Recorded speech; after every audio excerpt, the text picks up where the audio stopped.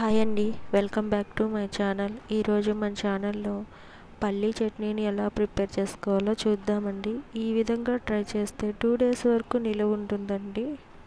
ముందుగా స్టవ్ మీద కడాయి పెట్టుకొని దాంట్లో కొద్దిగా ఆయిల్ వేసుకున్నానండి. ఆయిల్ హీట్ అయిన తర్వాత 2 స్పూన్ల మినపగుళ్ళను కూడా వేసుకొని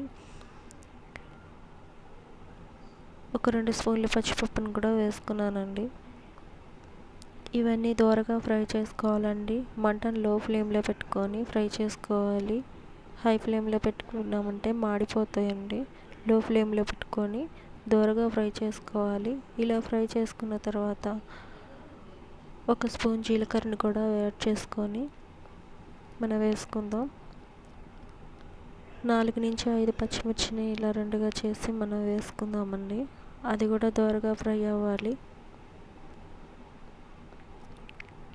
ఇలా బాగా బ్రౌన్ కలర్లోకి వచ్చిన తర్వాత మనం స్టవ్ ఆఫ్ చేసుకొని పక్కన పెట్టేసుకుందామండి. మిక్సీ జార్ని తీసుకొని మనం ఫ్రై చేసుకున్నటువంటివి బాగా చల్లగా అయిపోవాలండి. చల్లారిన తర్వాత మిక్సీ జార్లో వేసుకున్నాక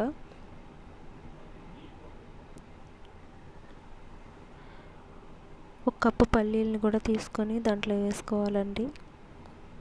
ఇవి వేపిన పల్లీలండి.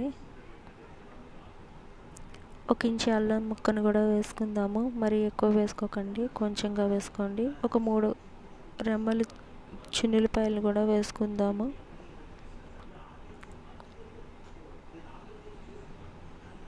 కొద్దిగా చింతపండును కూడా యాడ్ చేసుకుందామండి.